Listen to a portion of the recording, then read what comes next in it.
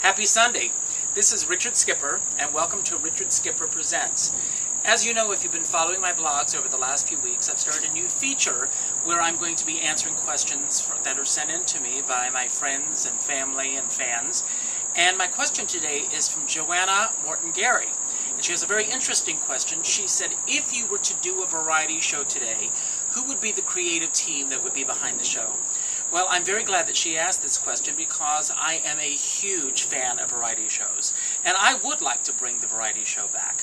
I think the last time that the variety show was tried on television, it was an ill-fated Rosie O'Donnell show a few years ago.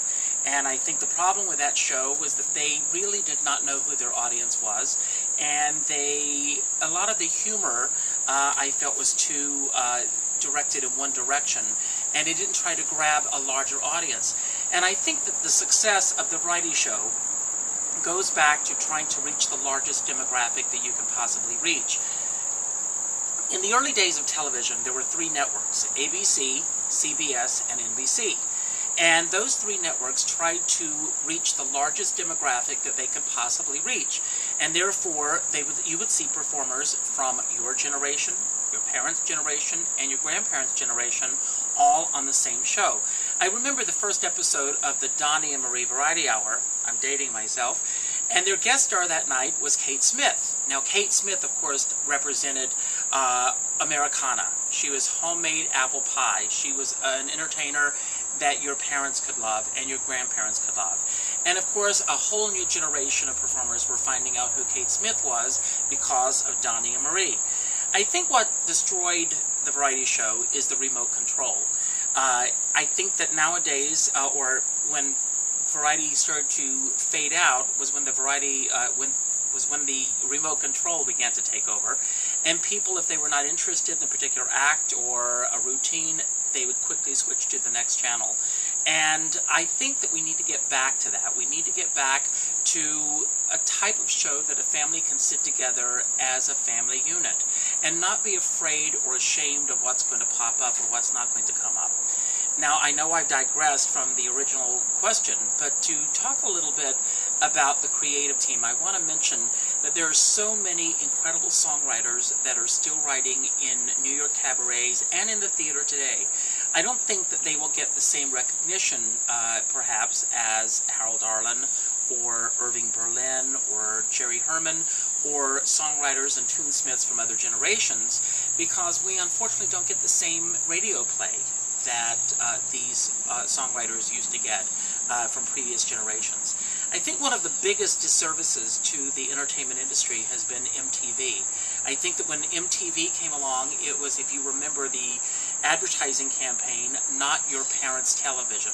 And what they were trying to do is they were trying to go after a very specific demographic. And unfortunately, if you did not fit into that demographic, you did not make it onto MTV. And therefore, a lot of kids that grew up on an MTV generation are not familiar with a lot of talent and entertainers and songwriters and performers that don't fit into that demographic. Now, being here in New York, we are very lucky because the variety show is still very much alive. For example, every Sunday night in New York, you can go to Etc., 7 p.m. on 46th Street, I think it is, to see The Salon, hosted by Tanya Moberly and Mark Janis. And every Sunday night, they have a different theme, and they have a different co-host, and a variety of performers come in and perform. Every Wednesday night, there's Wednesday Night at the Iguana, hosted by Dana Lorge, and also Raisa Katona Bennett. She has her series, Tudor City Greens. Phil Jeffrey Bond had a very successful series honoring the music of Stephen Sondheim, and he has just started a new series called Simply Streisand, celebrating the music of Streisand. So variety shows really do still exist.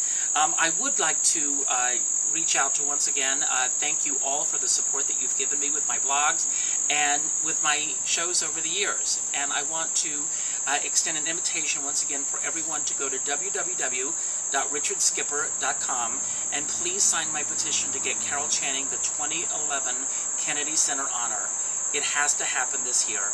Thank you for the questions that are coming in, and I will be looking forward to continuing with this blog with you.